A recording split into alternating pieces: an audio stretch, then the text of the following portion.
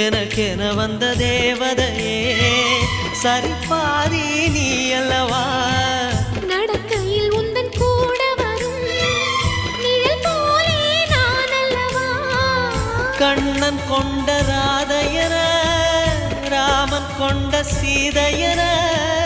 மடி சேர்ந்த பூரதமே